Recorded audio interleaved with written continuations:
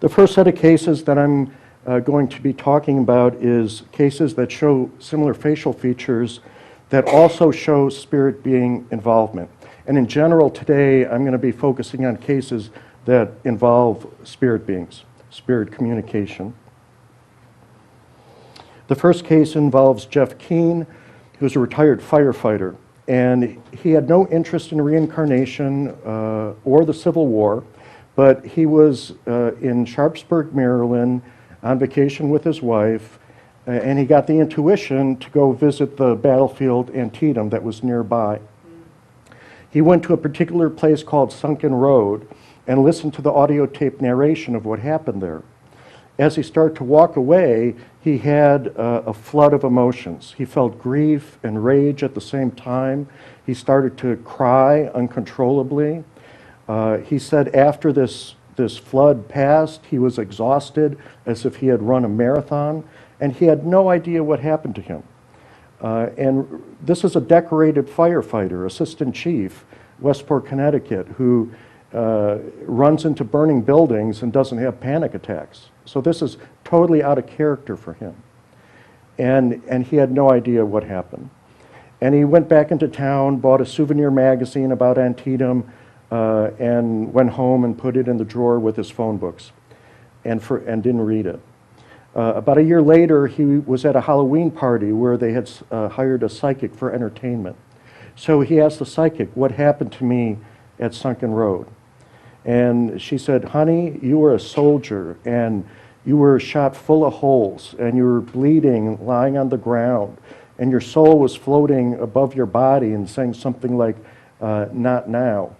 And Jeff blurted out, "Not yet, not yet." But he didn't know exactly why he said that. The next day, he went back and pulled out the magazine and found that at Sunken Road, there was a Confederate officer named John B. Gordon who was leading his troops and telling them not to fire until the Yankees were very close. And he kept shouting, "Not yet, not yet," the very phrase that he had said the night before. And in his book, he's written a book about his story called Somebody Else's Yesterday.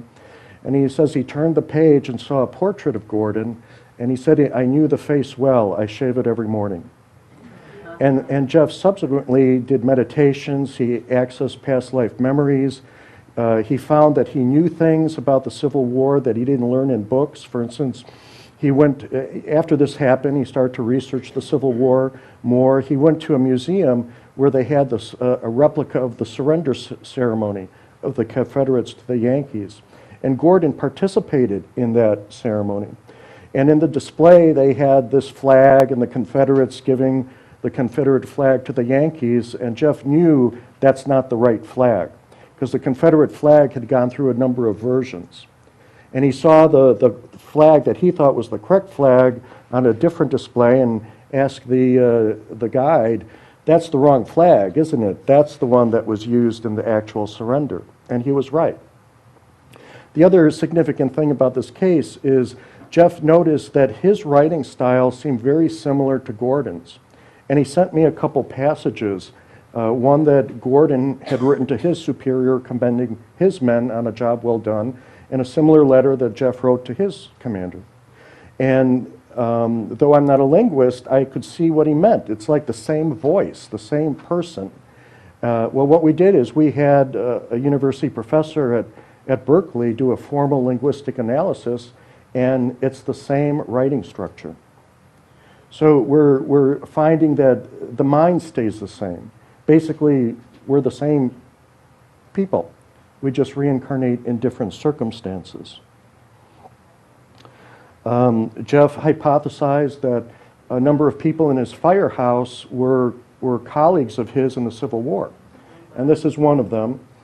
And the other thing that we're starting to observe is that even facial hair tends to be similar from lifetime to lifetime. It seems like we have the same sense of vanity in terms of how we think we look good. And so from lifetime to lifetime, well, that's true. And for instance, notice here, very similar facial hair. Same mustache almost. This is another case involving a police captain, Robert Snow,